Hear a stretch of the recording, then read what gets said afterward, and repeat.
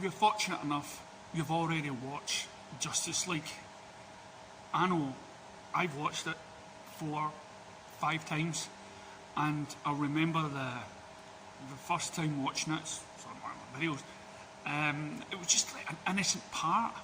It was I remember a tear came down from my eye, and when the Amazons, but not the warriors, but just the native Amazons that were just doing their daily chores, that sort of bit. And I went, wow, this is, so you get that experience of what it must have been like for people seeing it from a distance, and the fact that this film was going to be different. Right from the word go, you knew this film was going to be taken serious. And I think it was all these years of defending the film against biased critics, even DC fans that somehow wanted to connect with the past. And they didn't understand at the time that this was a part of a bigger story. And I want to take us back to the start when all this happened. It was Man of Steel came out after Warner Brothers' attempt of rehashing the sort of Christopher Reeve vibe. Well, no harm to Brandon Routh, but there were moments in the screen time you actually thought he's just playing Christopher Reeve. And we're gone by that stage, and it was the same story, and Lex Luthor wasn't exactly good. It was all about land development again, and there was no, he just looked very glum, very miserable throughout the film, and there was no much talking between Superman and Lex, so that fell flat. And I thought, well, that's it for Superman. He's done. He's washed up. And then we hear Man of Steel. And then when Man of Steel came out to the cinema, it was a breath of fresh air for me and countless others, because it showed Superman. And I heard somebody speak to me on beside me that he never thought he's never seen Superman like that before. He never, because it was all like the Boy Scout. It was all like two-sided. You know, like he was positive all the time, he was this all the time. But as comic book readers go, we know that there's times of doubts, times when Superman questions himself, when he grabs his head into his hands and starts sobbing, because he's human. And that's what we got in this Man of Steel. We've got a person that isn't Superman yet, is questioning his place in the world and if he was going to be accepted.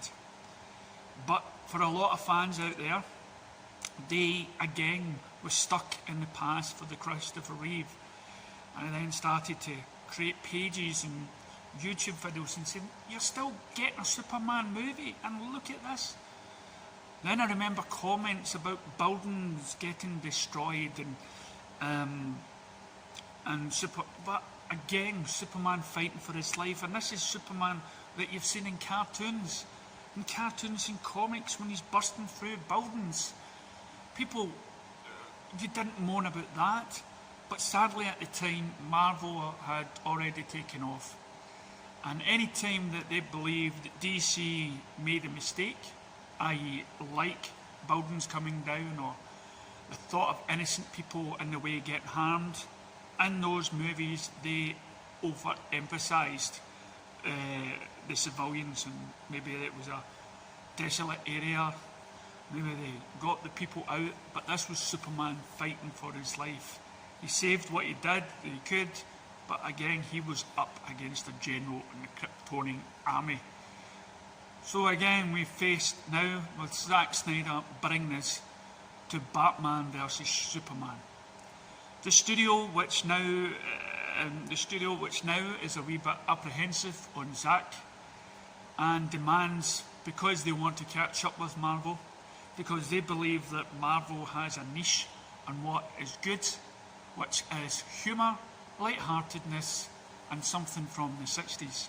But Zack and even Christopher Nolan said, we don't need to do that. DC is known to be a wee bit more darker and a bit more mature.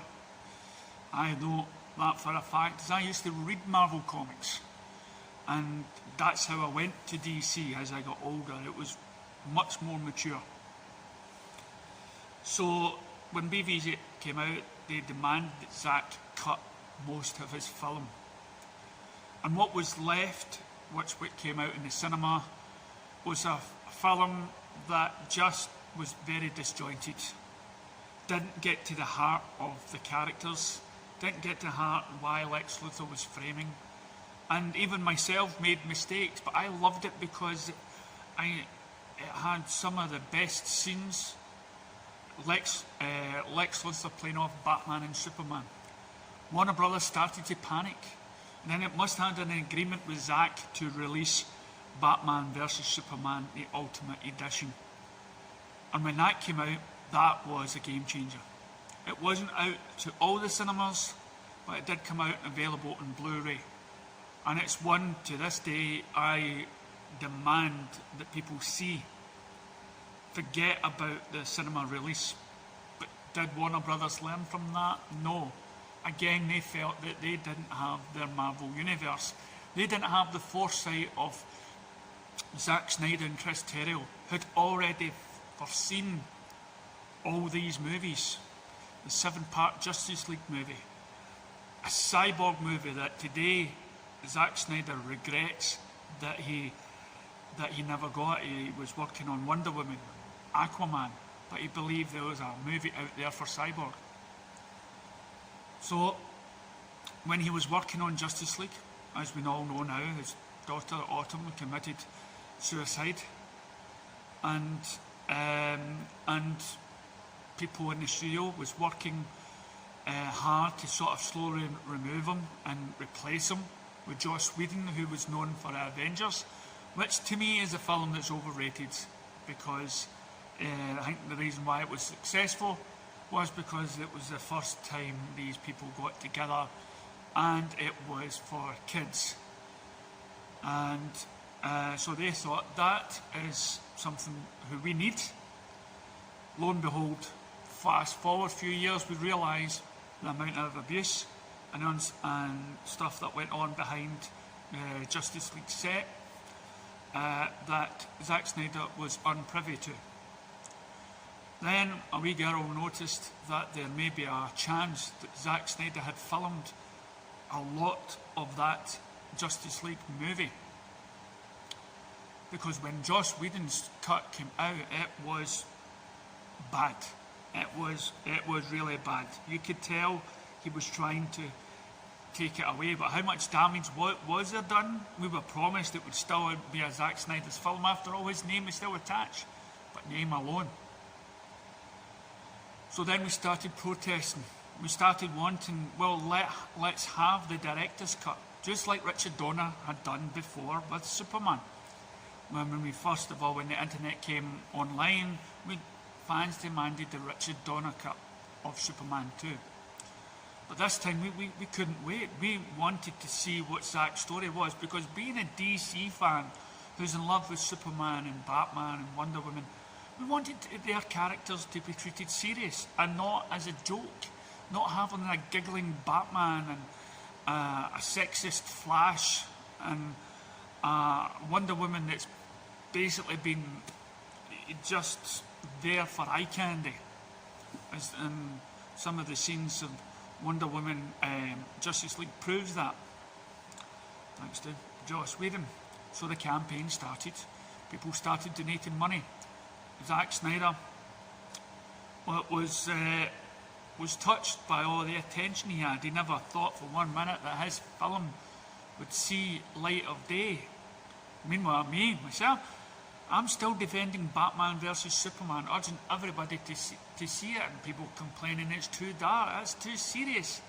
You know, I'm forgetting that Tim Burton's Batman did kill a lot of people, and this Batman is somebody that has went through a lot of stuff, like the death of Robin, Dick Grayson, and here comes an alien with godlike power. So we know that, but a lot of people didn't like that. Not a lot of people were used to that type of hero movie.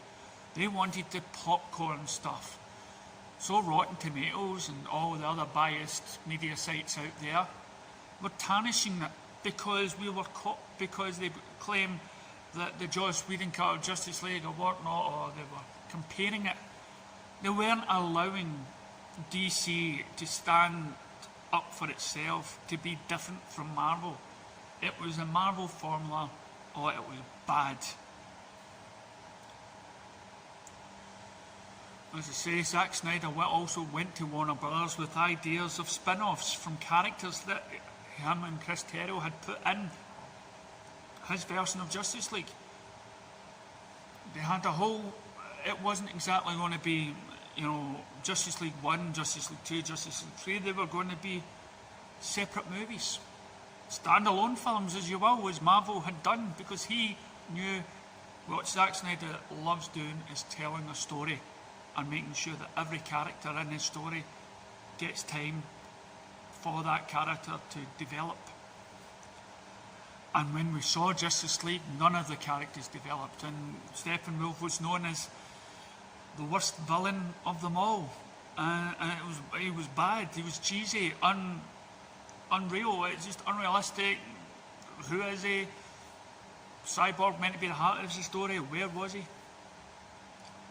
So as the campaign grew stronger and the fans wanted it more and more, because we are DC fans, if we're not going to get a Justice League that's going to serve our heroes right, then where are we? Where are we with the studio? Studios own DC Comics. So it looked like Marvel was just clean slate. And then during the process, we came across evidence that Marvel not only was getting biased treatment compared to DC, as in the big thumbs up for anything Marvel does. Marvel then started copying ideas from BVS and Zack Snyder's plan for Justice League. They started copying ideas. Scenes by scene comparisons can be found on YouTube. It's overwhelming, the evidence that you can find there. So then finally we get wind of, then we find we may lose Superman, Henry Cavill, because it's taking so long for Man of Steel 2. And then we find out that Warner Brothers wants to go directly away from Zack Snyder, totally in a different direction, by bringing us a black Superman, directed by J.J. Abrams. Nothing that was wrong with the black Superman, Elseworld comic, so to speak, but fans were crying out for more Henry Cavill. They liked Henry Cavill. People had changed their mind about Batman, about Ben Affleck. They wanted all these standalone movies, but Warner Brothers didn't want it. They wanted the fast bucks. They wanted the 2-hour movies. They wanted light-hearted. They wanted a franchise. So as years go by, as the Snyder Cut movement grew bigger and bigger, Snyder started talking to his fans, started talking about the ideas of his movie, because deep down he knew it wouldn't come out. And then actors who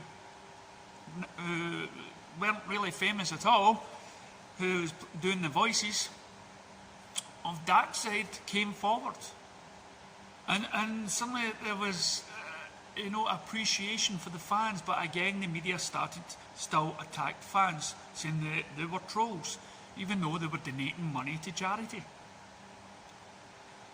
And then finally,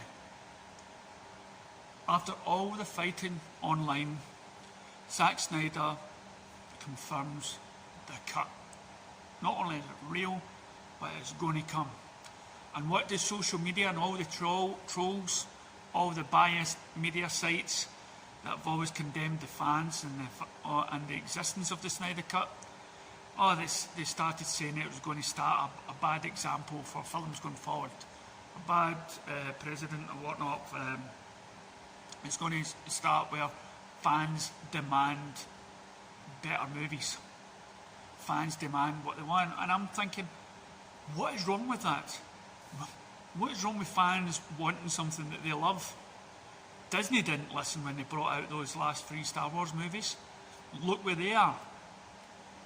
In order to build a franchise, you need a fan base, and DC had a fan base, and they weren't listening. Warner Brothers refused to listen. They were listening to the people that, Joe Public out there that didn't really buy a comic. We're too busy listening to woke me social site, feminist groups and all that sort of stuff. They were too busy listening to the Me Too groups and stuff like that to actually listen to the fans. And the fans that pay money, to pay for the merchandise, pay and keep these films up there. And we proved it by keeping Zack Snyder's Justice League one of our most tweeted films probably in history. So again, all the people, all the biased people, all the trolls, all the people said it would never happen. They had to, a lot of them had to eat their own words, and they were again fighting against it. Now when the film gets released, we have still those same people who wants to try to save face, condemning the movie, saying it wasn't good, and saying that this is the result of studios listening to fans and whatnot. But their voices are now silent. Their voices have dimmed because the fans have spoken, the film has came out, and the fans were proven right. People out there that knew the story about Zack Snyder's were right. People that told their fellow friends about why this film would be so good were right, and the media did not like it. Comparisons were made as well compared to what they'd said on previous posts to today, and some of them who actually came clean. They said, though, it's better than the Justice League that came out, and the Justice League that they came in, commented on, gave it 2 stars, but they said this one is better but still not good, and they gave it less stars. Hello. But no, the overall people, the overall journalists and critics out there have put their hands up and said we were wrong. The fans know what is right. And the sad thing is, Warner Brothers could have had this franchise. They could have had all 3 of these movies by now. They could have had spin-offs by now. And they could have, even as Zack Snyder planned, to close his chapter after his last instalment and keep it open for new directors and new actors to come in to play those roles. But Warner Brothers, being greedy, being backstabbing to the actors and the directors and whatnot, missed out. Not only have they missed out, but we've missed out. Right now we're campaigning to further on Zack Snyder's story. We're gone are the ideas of Ben Affleck, who wanted to play Batman so badly, and boss Zack Snyder was hoping to do a Batman versus Deathstroke movie. And Batman and Ben Affleck had to walk away from being Batman because of the trouble that was given to Zack Snyder during Justice League. As soon as Zack came back, Ben came back. And Jared Leto has got nothing but praise for the way Zack treats him, and would love to work with him. Anybody that comes in contact with Zack Snyder, everyone loves him, everybody wants to work with him. Why not Warner Brothers? And I can see there's sites out there that are, again,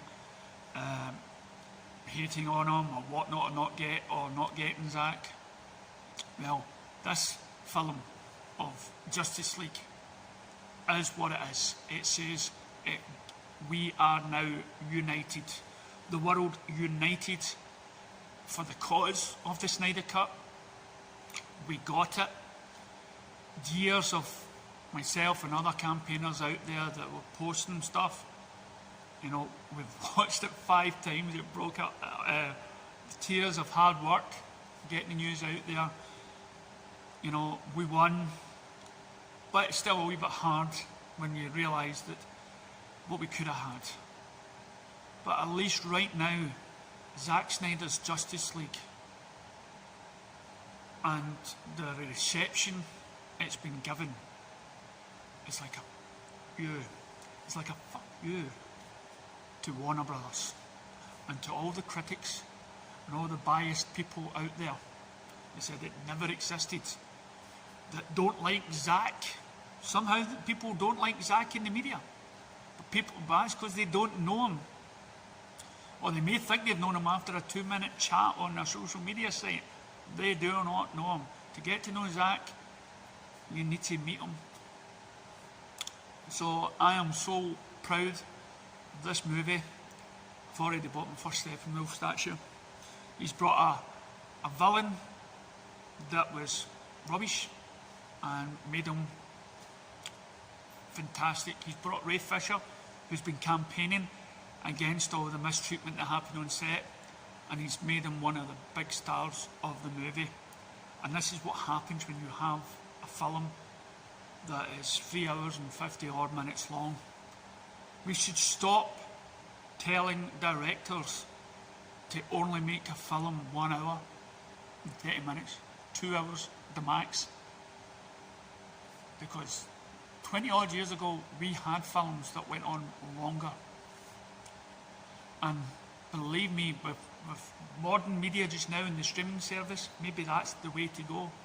Maybe HBO Max should invest in restoring the Snyderverse and have it on the streaming service. I am just glad. This is a victory for every Snyder fan and Zack Snyder's fan that's helped promote this film. I've seen so many people now who have watched Justice League and is now watching Man of Steel, who originally probably hated it. I did see a post, somebody said they hated Man of Steel. Now they appreciate it. The two films were always going to be a cult because BVS was always, even to this day, gets talked about. Whether you like it or you hate it, at least you're talking about it. You don't really talk about many Marvel films, do you? So now people are investing in Man of Steel. So if you have invested in Zack Snyder's Justice League at 3 hours, surely if you had a choice between a film, say 2 hours of Batman vs Superman, or the Ultimate Edition, which was longer, surely now you know your lesson to go for Zack's director's work and not something that is done by the studio. And that's exactly what happened, and that is exactly what Zack Snyder said in an interview one time. A lot of people appreciate more when you see a film that you know has been done by a director, because those films are more better than than a film that's made by a committee, i.e. Joss Whedon's Justice League. So thank you, Zack Snyder, for giving us your Justice League, because it helps us do that to Warner Brothers and all the haters. Let's carry on campaigning, because we've got the right, we pay for the tickets, so let's keep on campaigning, and hopefully one day we may restore the Snyderverse. Thank you.